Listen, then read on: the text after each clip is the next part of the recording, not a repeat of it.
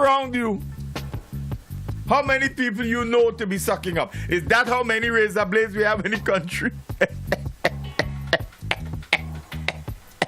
We have a razor blade factory. Is that what we have become? A country of razor blades? Or is it only police officers you're talking about? You see, the razor blade concept is quite interesting. And what makes it even more important is that Gonzalez claimed to be speaking as though he had a fair amount of experience in this matter. But since taking office in 2001,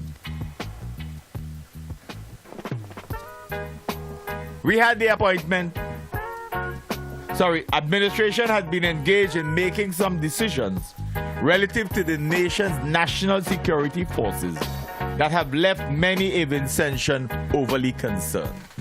Let's look at some of them. In the very first instance, soon after taking office, the Gonzalez-led government saw the appointment of William Harry as Commissioner of Police. You remember Harry? To be fair, the appointment of Harry at the time in 2001 had the support of the top members of the police service.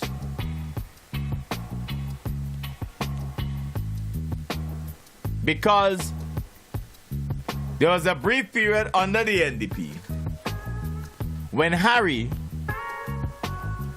was acting Commissioner of Police. And he had a meeting at the then JC's headquarters in Stony Ground. And his comments were extremely, extremely progressive. And the media took hold of his comments and showed an individual with a commitment to good policing, outstanding ideas, and a program for change. Shortly thereafter, there was a gathering of police officers in a sort of general picnic at Buckerman Bay. You may recall that. And police officers were talking about a new era being ushered in. And then the NDP administration brought in a new commissioner of police. But in 2001, when Gonzalez came to office, his administration facilitated a transformation and put Harry in charge. So obviously, the officers who were enthused at the time that he was acting felt certain that here was a man of integrity who would lead the force in new directions. And that would have included the senior officers like Tyro James and Ronald Christopher.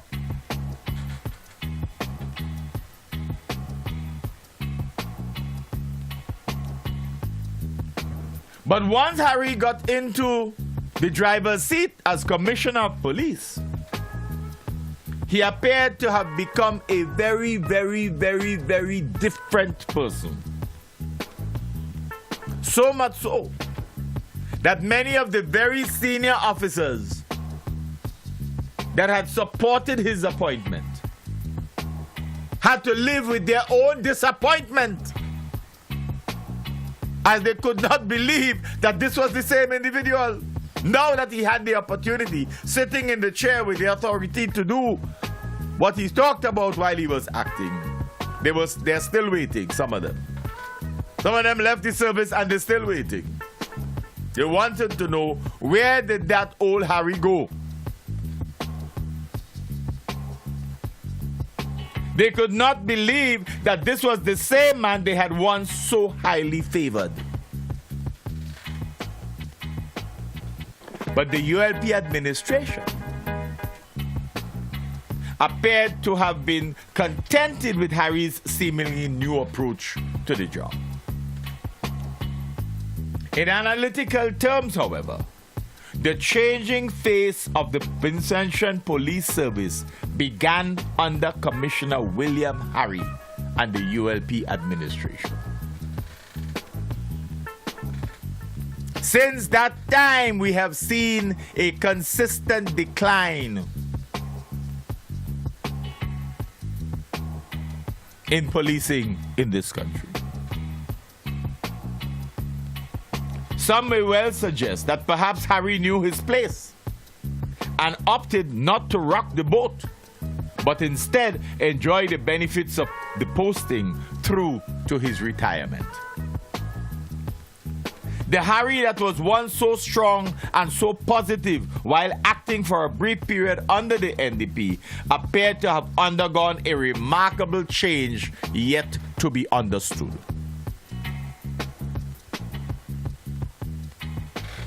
So Harry come and Harry gone. And then we get Keith Miller.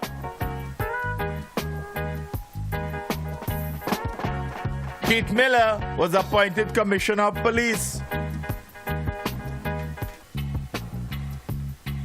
The senior officers saw it coming. They didn't want to believe it, but they saw it coming.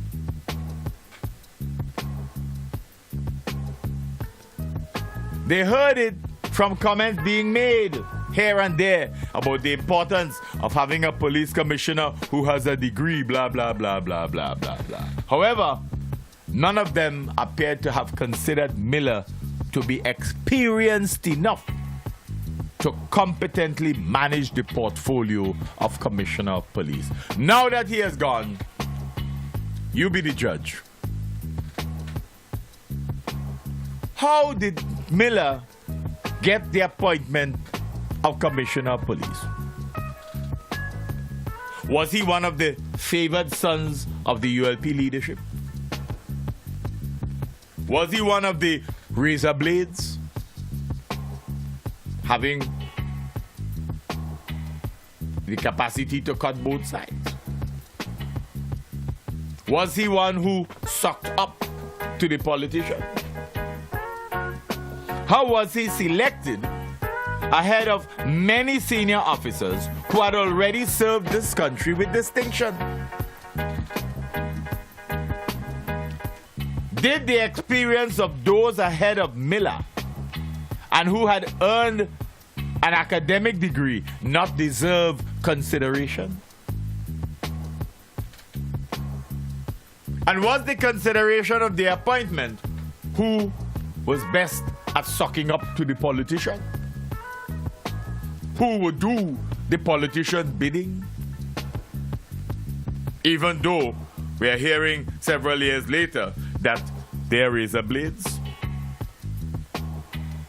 Was Miller appointed because of the very same politics that Gonzalez was cautioning non-commissioned officers about several years later in September of 2015? It was Gonzalez that stated, and we quote, "A policeman or woman who wants to use politics to advance would be like a razor blade. He could cut both ways." Is it true in Miller's case? Is it true? Was Miller's appointment largely political? And was he expected to later cut like a razor blade or be ever grateful for being supportive of the ruling political party? You see, what has been Miller's performance? What has been his performance record as Commissioner of Police? Well, let us be honest here. Miller, how would he be remembered for his years as Commissioner? We can tell you that part of Miller's legacy as Commissioner of this police under a ULP government is that he was on leave during the nation's general election some years ago. Or can you imagine? Nowhere in the world unless the commissioner of police is incapacitated. Nowhere in the world is a commissioner of police, the head of your police service, allowed to go on leave during a national general elections. Nowhere else in the world. Tell us we're talking lies, half-truths, innuendos, and comments. Tell us that. Nowhere else in the world, unless the commissioner of police is incapacitated, would we have that kind of scenario. But we did it here in St. Vincent and the Grenadines. So much respect we had for his competence that we allowed him to go on leave. Perhaps he was going to control the police by remote control. Can one fathom that in any country it is possible for this kind of thing to happen? Why would a government allow the nation's security forces to be under the leadership of a deputy instead of the real substantive commissioner of police during general elections? What does this tell you about the level of confidence that the ULP administration had in the head of the nation's police service? What does it tell you?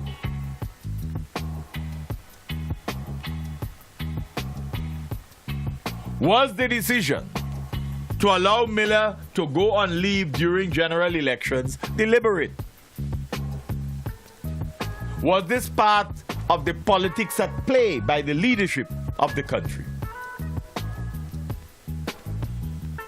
Did the Minister of National Security, the Prime Minister of this country, the very same man who appeared in September 2015 to have decried police officers for sucking up to politicians, understand precisely what he and his government were telling the nation about the nation's security services vis-a-vis the politics of the day?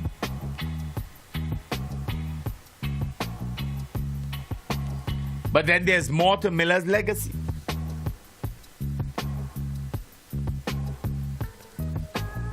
There's more to Miller's legacy. Miller oversaw the Chamorro transfer of Ronald Christopher and Commander Tyrone James, and also Senior Officer Hackshaw. What were their transgressions? Long before Miller became commissioner, he would have known that it was commonplace for Ronald Christopher, as an officer in the police service, to stand firm on principle and on matters relating to policing. Everybody in the police told you that. It is well known and respected within the nation's police service that Ronald Christopher stood up even before then Commissioner Toussaint in defense of policing, in defense of what he believed was right. He was not afraid. And many other officers senior to him who were scared of Randolph Toussaint pondered what was wrong with Ronald Christopher. Why are you asking so much a question? Why is he making this statement? Even Toussaint was at times a little bit bothered at who's this upstart. But Christopher always had one thing in his mind. One thing. Others will go, and he will still be there. What is due for him will come. If it ain't come, so be it. Christopher knew policing and had earned the respect of all officers in this service because of this. When he was summarily transferred, Christopher understood only too well that it could not possibly have been because of his policing and his commitment to fair play. What then was Miller's reason to transfer Christopher so suddenly? But we tell you the answer to that question. You'll wait till the cows come home and you still ain't gonna get it. it may well be appropriate to ask whether it was that Christopher stood his ground on principle and refused to suck up to the politicians under the new ULP administration.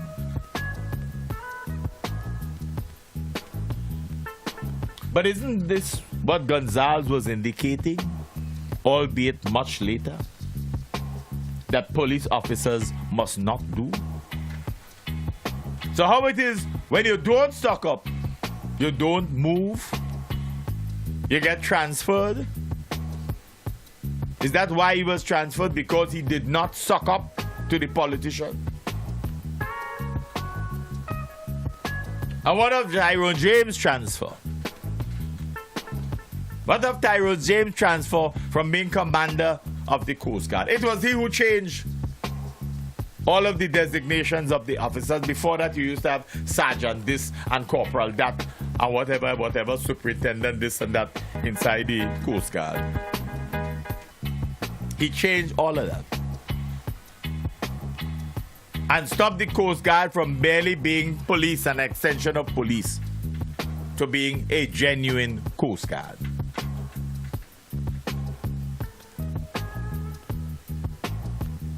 So until James assumed the leadership of our Coast Guard, we had the ignominy of police designations being used. He ended that nonsense that had us the laughing stock of the rest of the world. But like Christopher, he was straightforward and insisted on protocol. This was perhaps his biggest crime.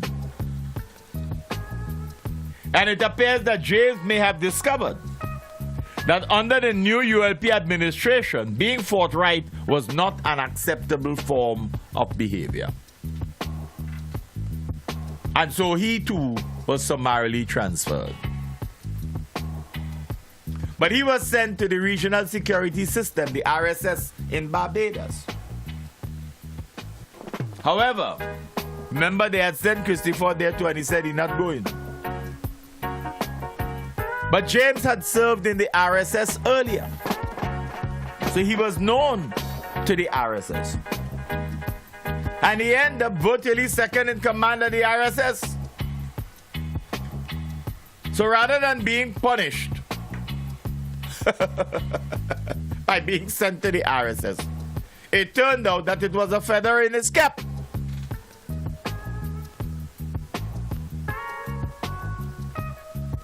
You see, while he was serving in the RSS before, he became the first Vincentian to get the external degree from UE, a distance degree. Because wherever he had started his studies here, and wherever he went, he continued it and did his exams. And he graduated alone in his year as the first Vincentian to earn a UE distance education degree. UE. But we don't want to remember that. That is a feat that should normally have been acclaimed, but not for him. So he ended up heading the education program for policing at the RSS and started the creation of a syllabus for the institution that had him moving around the Caribbean, conducting courses, doing programs, etc. It was also often the case, rather embarrassingly, that James would leave Barbados as an RSS, come to St. Vincent to conduct a course under the RSS, and at the graduation, be asked by his commanding officer in Barbados to speak on his behalf, to deliver his address. And sitting in the audience would be the people responsible for his transfer to the RSS. Sitting in the audience were the very people responsible for his transfer to the RSS.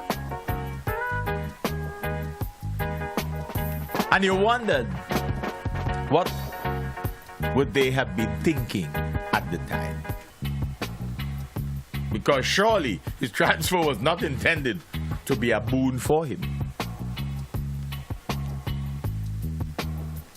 You see, while in 2015, Gonzalez was apparently chiding police officers about sucking up to politicians, he appears to have had a different opinion in respect of police officers who stood up on principle.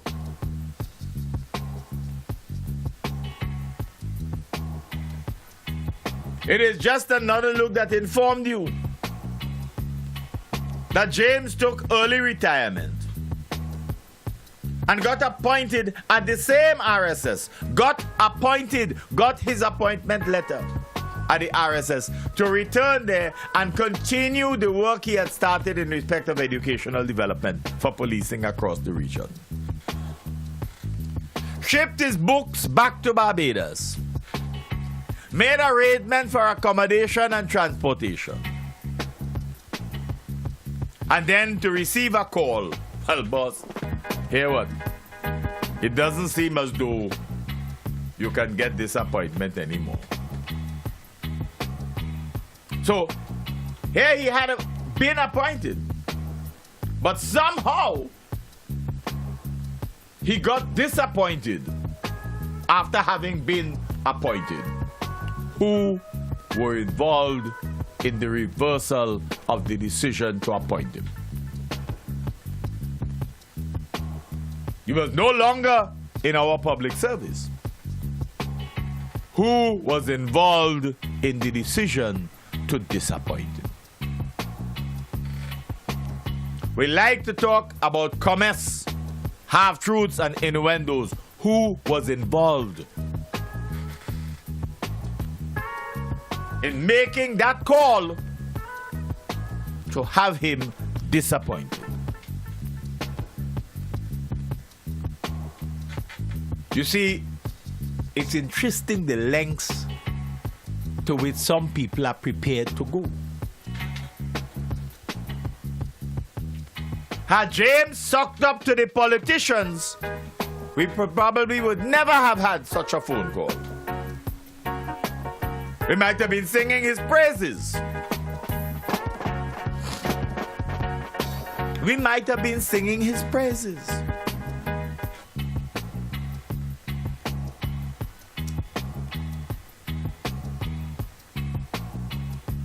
You see,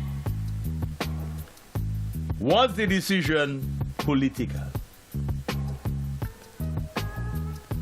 So what is Keith Miller's legacy again? But let's tell you. Perhaps more than anything else, Keith Miller will be remembered for his payment of 3 installments of approximately $3,000 each, sent by Western Union to some lady named Precious Something in Senegal to attend a conference that never existed, staying at a hotel that also did not appear to exist. Amazingly, this is our head of policing, you know. Only after the 3rd payment that it suddenly dawned on Miller, Commissioner Miller, you know, to check with the United States Information Service about this matter, only to be told, boss, you get caught with one of the oldest scams in the world. But that would have been bad enough. That would have been bad enough in and of itself relative to Miller and his story.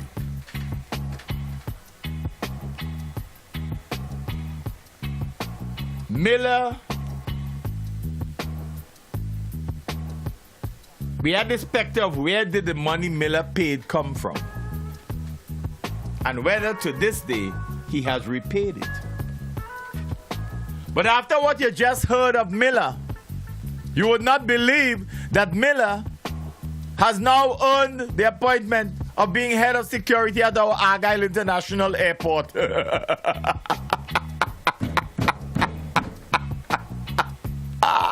After retirement, after all you just heard about his very rich and interesting and colorful legacy, he is now head of airport security. Well done. And Gonzalez was talking about people who suck up to politicians being like razor blades. Does he believe that? And then we appointed Michael Charles. Nice man. Good buddy. Charles knew his limitations and he stayed within his boundaries. But we ask the same thing. How did Charles get appointed? How many senior officers in the police thought that Charles would have been elevated to the post of Commissioner of Police? So we ask a couple of questions. Did Charles have anything to do with the Michelle Andrews matter in any way? Did he? And what was his appointment as Commissioner of Police a sort of quote-unquote reward for whatever role he played? We just asking the question. Simple questions. But that's how he was appointed. You see, while Charles was known to and a good buddy within the police service, many felt, okay, a good officer, but the matter of elevation to Commissioner of Police, how did that happen? But then, Charles, while batting in his crease, as it were, made one error. And he was the one who also lamented his error. Because he made the media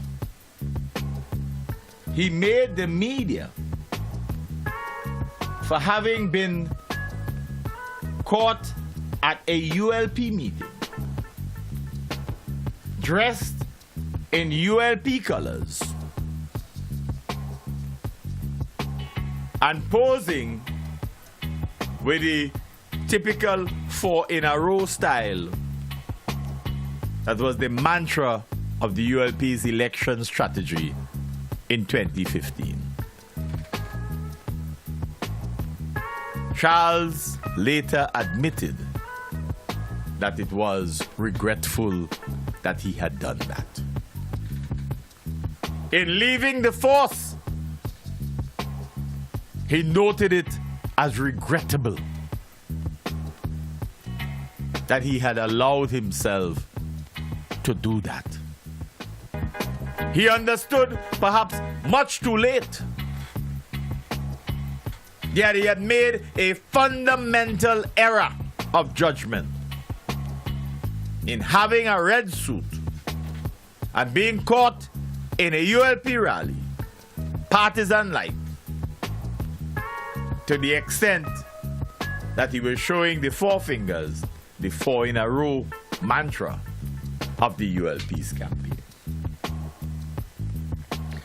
You see, friends, the final part of this story relating to who suck up and who don't suck up has to do with the House of Assembly fracas on the 3rd of March 2011. When the police were called in because Eustace refused to sit down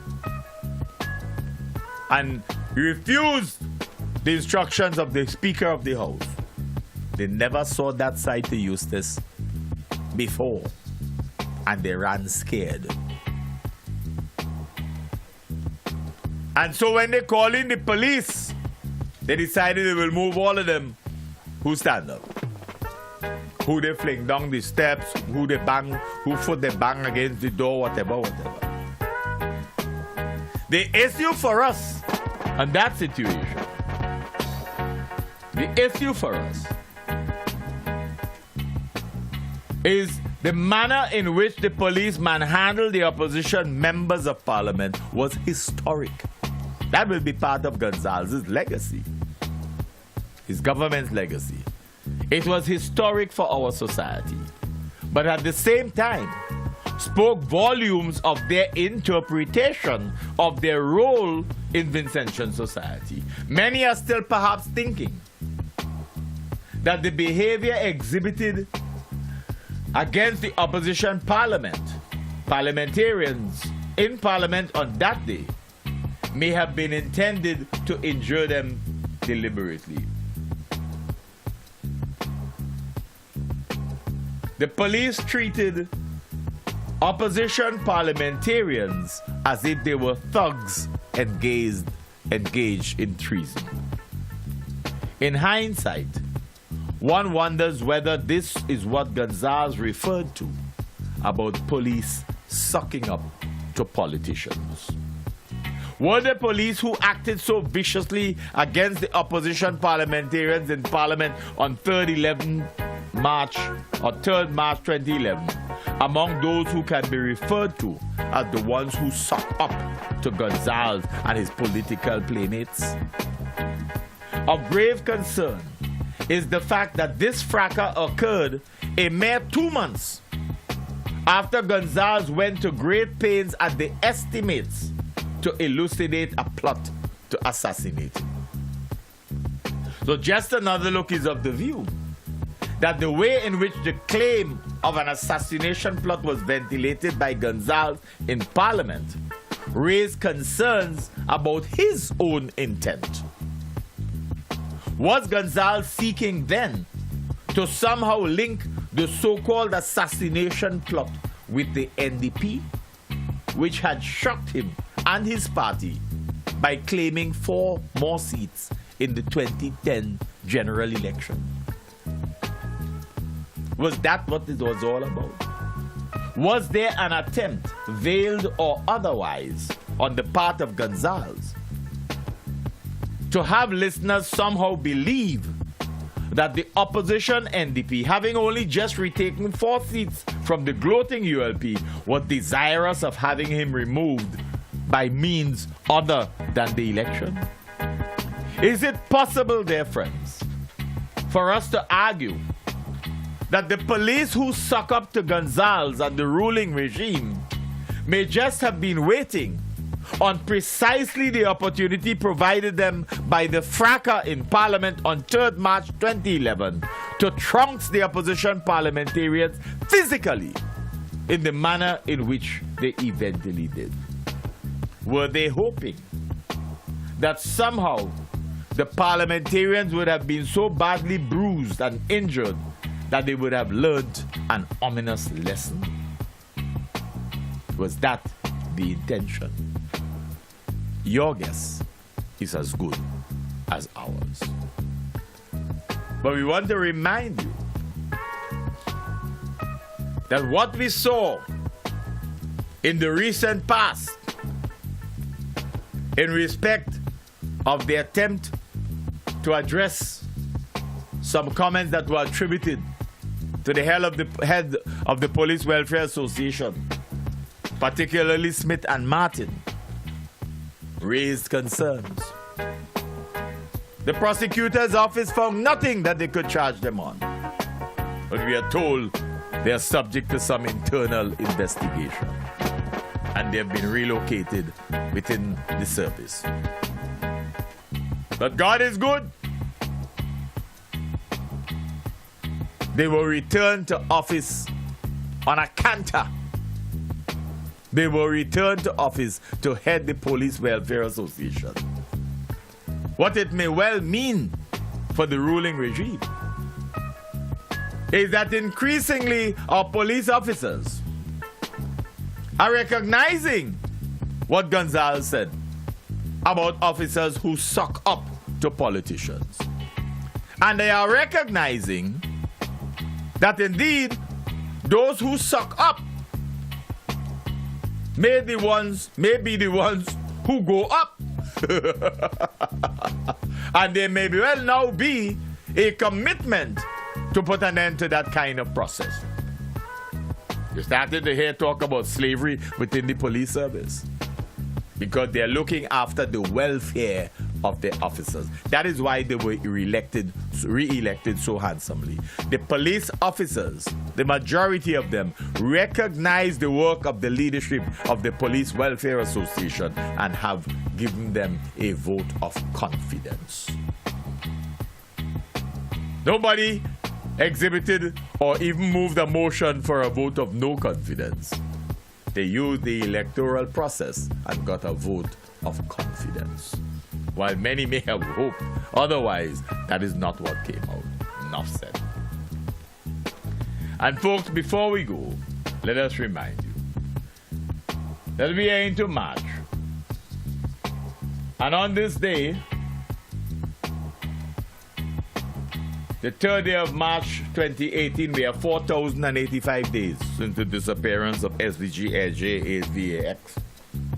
And 2,662 days since the disappearance of J8SXY.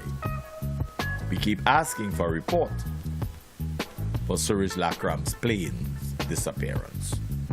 And as always, we leave you with a reminder that on the 19th of September 2008, 19th of September 2008, Patricia Bowman died in her own car, crushed by the debris from somebody's falling wall. Well, the DPP, who said he was not having the government pay for any case for that. The DPP who told us that we could say here that he says that he was not given any precise names of individuals involved, which is why he chose not to have a case. He is now appointed a judge in Belize. That is Colin Williams. When he made the statement, we asked him if it was all right for us to say on Just Another Look what he told us. And we repeated it and we continue to repeat it. He says that while the inquest or whatever identified 2 agencies, quote unquote, he needed precise names. Precise names. Remember, the findings of the earlier grouping was that Stewart Engineering and the contractors were responsible. He says, who is Stewart Engineering? Who are the contractors? They need to give me precise names. And that was the basis on which nothing happened. So Alban Bowman has to sit and understand how our justice system works. But the same DPP became known for Nolly Prosk. Will he be known in Belize as a judge for Nolly Prosk cases? Time alone will tell. You've been listening to another edition of Nice Radio's Callaloo presentation, Just Another Look. Just Another Look is an innovative, exciting, albeit decidedly provocative, and yes, certainly controversial socio-political analysis of issues of a local, regional, and international nature. Just Another Look is heard only on Nice Radio, first aired on Saturdays at 6 p.m. Repeated on Nice Radio on Sundays at 9 p.m. You can catch us on the World Wide Web, www.niceradio.info. And you can check out our Just Another Look blog, www.justanotherlook.com. I am, of course,